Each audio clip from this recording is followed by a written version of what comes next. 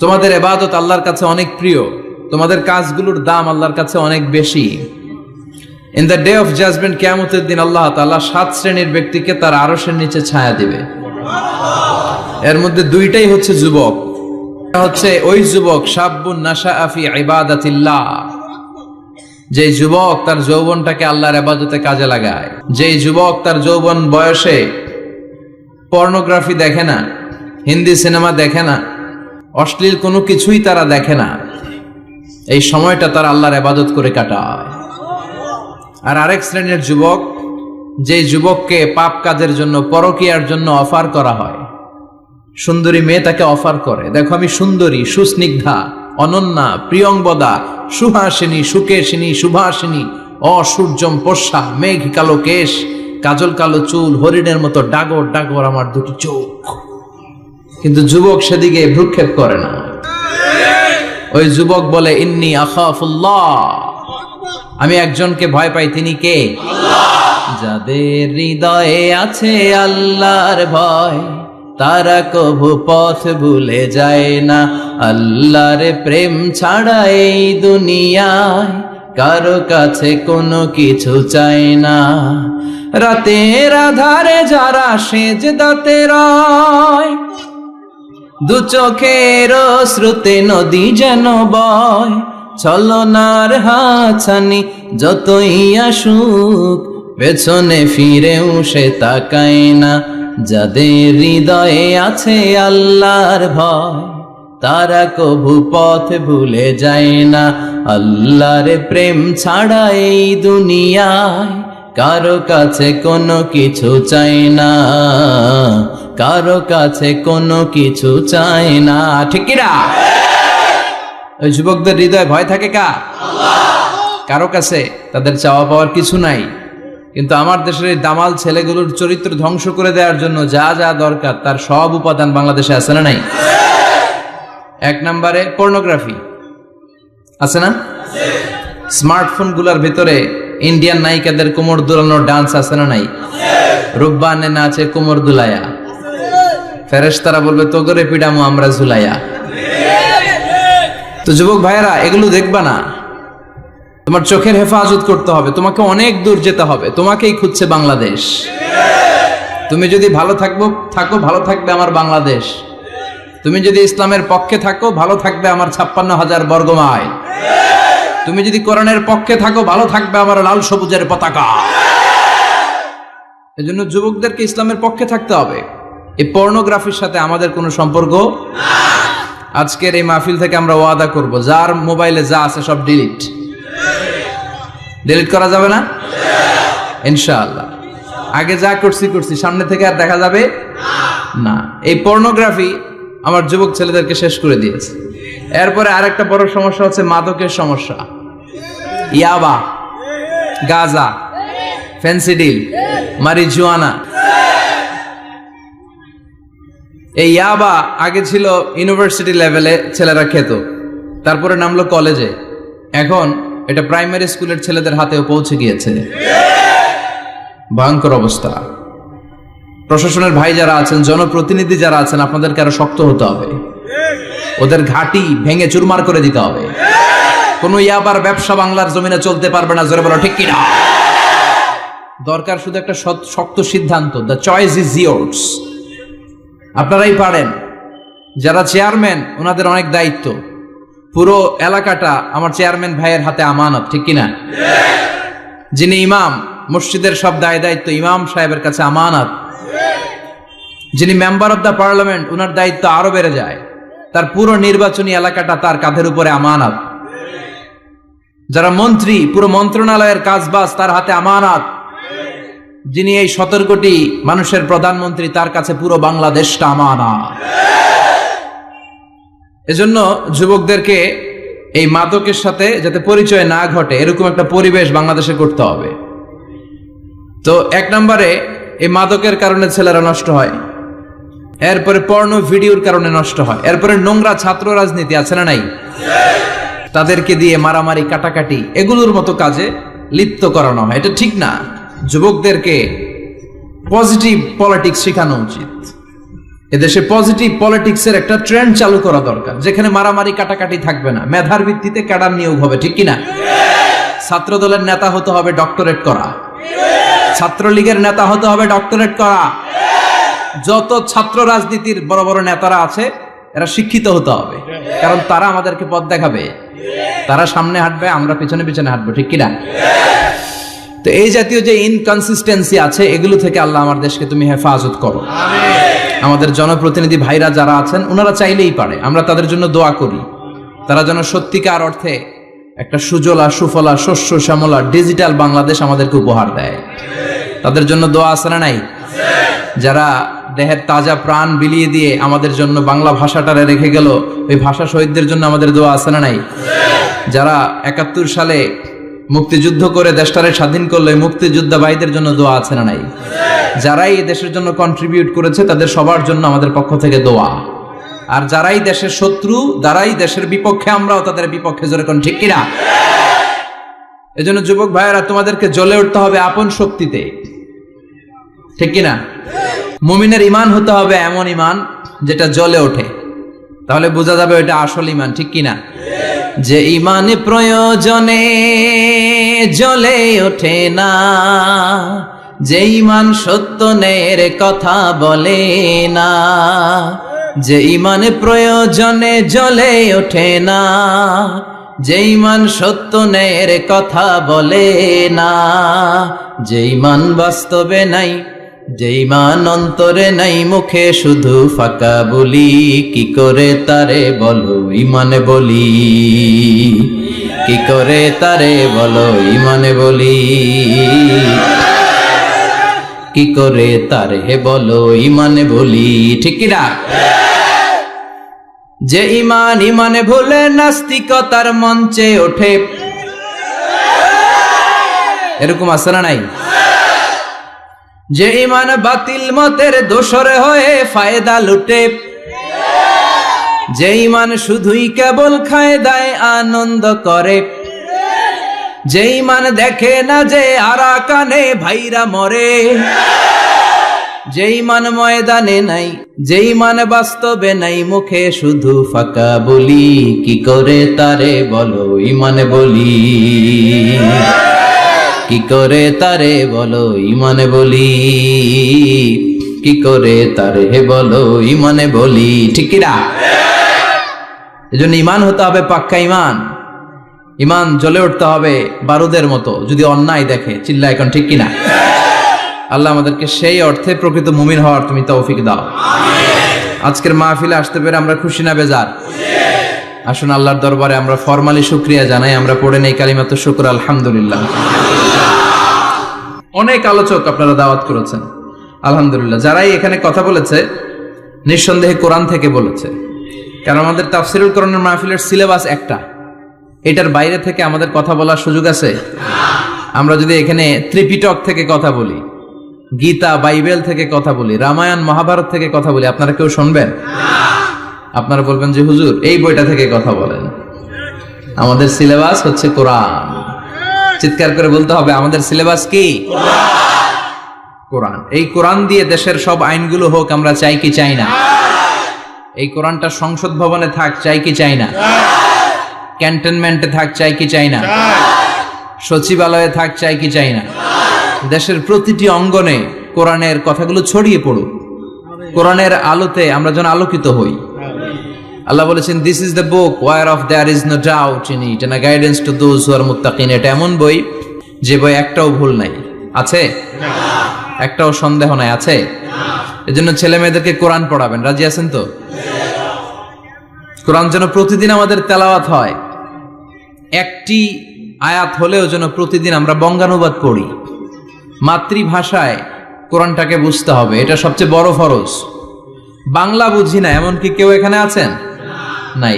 তো আমরা সবসময় এই বইটা থেকে কথা শুনি, এই বইটা সবার, এই বইটা বিএনপির ভাইদের, এটা আওয়ামী লীগের ভাইদের, এটা জাতীয় পার্টির ভাইদের, এটা জামাত ইসলামের, এটা পীরের মুরিদের, এটা তাবলীগের ভাইদের, এটা আস্তিকদের, এটা নাস্তিকদের, এটা হিন্দুদের।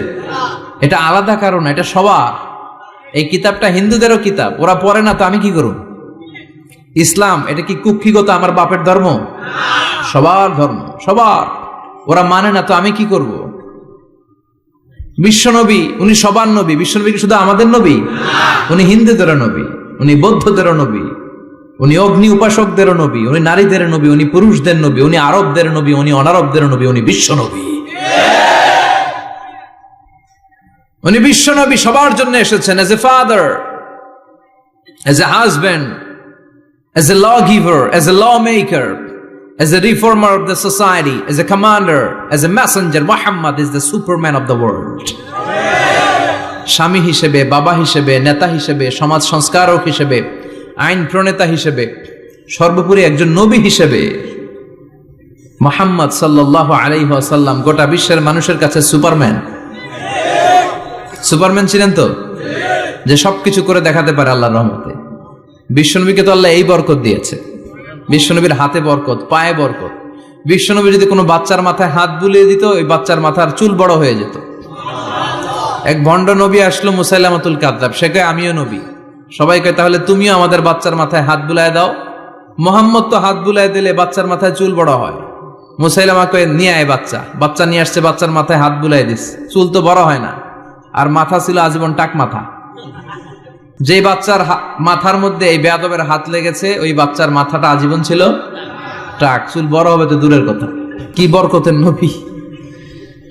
অনেক সাহাবী এসে বলছেন, ইয়া রাসূলুল্লাহ, আমাদের কুয়ার মধ্যে পানি নাই, কি করব? বিশ্বনবী যে কুলি করে কুলির পানি কুয়াতে ফেলেছে, মুহূর্তের মধ্যে পাম্প মেশিন দিয়ে পানি উঠালে যেমনি পানি উঠতে থাকে, পুরো কুয়ার পানি উপচে উপরে ওভারফ্লো হতে শুরু করেছে। অনেক জায়গায় কুয়ার পানি লবণাক্ত, সাহাবারা খেতে পারে না। ইয়া রাসূলুল্লাহ, আমাদের কুয়ার পানি লবণাক্ত। বিশ্বনবী ওযু করে আবার কুলির পানি ছাড়লেন, মুহূর্তের মধ্যে লবণাক্ত কুয়ার পানি মিঠা পানিতে পরিণত হলো। যেখানে হাত দিয়েছেন ওখানেই বরকত আছে না নাই? এজন্য বিশ্বনবীর সুন্নাহ আছে, যেখানে আমরা আছি। আসলে আমরা সরাসরি কোরআনের দিকে যাই, কারণ এই কিতাবে অনেক বরকত। আমি আমার খুতবার শুরুতে আল কোরআন আল কারীমের 29তম পারার একটি সূরা, সূরাতুল ইনসান, এই সূরার একটি আয়াত তেলাওয়াত করেছি। এই সূরার আলোকে আজকের এই চমৎকার রজনীতে আমরা কিছু কথা শুনবো ইনশাআল্লাহ। পড়েন। এখন যেমনি আপনারা চুপচাপ, শেষ পর্যন্ত চুপচাপ থাকবেন তো? নাকি ওঠা বসা করবেন না? তাহলে আদব নষ্ট হবে। আদব নাই তো কিচ্ছু নাই, আদব আছে তো সব আছে, ঠিক কি না? সূরার নাম হচ্ছে সূরাতুল ইনসান। সবাই বলেন সূরার নাম, আরো জোরে বলেন ইনসান। 29তম পারায় অবস্থিত। কোন পারায়? 31টা আয়াত। কয় আয়াত? এই সূরাটা মাক্কি সূরা। কি সূরা? বিশ্বনবীর জীবনের দুইটা পর্ব, একটা মাক্কি পর্ব আর একটা মাদানী পর্ব। হিজরতের আগে যে সূরা নাজিল হয়েছে এগুলো মাক্কি, হিজরতের পরে যা নাজিল হয়েছে এগুলো মাদানী। এটা বিশ্বনবীর হিজরতের আগে নাজিল হওয়ার সূরাগুলোর অন্তর্ভুক্ত, ঠিক কি না? ঠিক এতটুকু কথাবার্তা ক্লিয়ার না? এবার আসুন সামনে যাই। সূরাতুল ইনসানই শুধু সূরাতুল ইনসানের নাম নয়, এছাড়াও এ সূরার আরেকটা নাম আছে, সে নামটা হচ্ছে সূরাতুদ দাহার। হাফেজ আছো কারা কারা? দেখি হাত তোলো। অনেক আছে, মাশাআল্লাহ মাশাআল্লাহ। তো কিছু কিছু কোরআনে এই সূরাটার নাম লেখা থাকে সূরাতুল ইনসান, কিছু কিছু জায়গায় লেখা থাকে সূরাতুদ দাহার, হিনুম মিনাত দাহার। যেহেতু প্রথম আয়াতে দাহারের কথা আছে, আবার হাল আতা আলাল ইনসান, ইনসানের কথাও আছে। এজন্য কোন নুসখাতে এই সূরার নাম সূরাতুল ইনসান, আবার কোন নুসখায় এই সূরার নাম সূরাতু আদ-দাহার।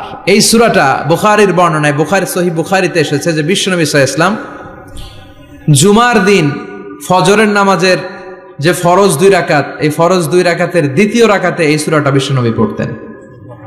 প্রথম রাকাতে সূরাতুস সাজদা পড়তেন, আলিফ লাম মিম তানজিলুল কিতাব লা রাইবা ফি মির রাব্বিল আলামিন।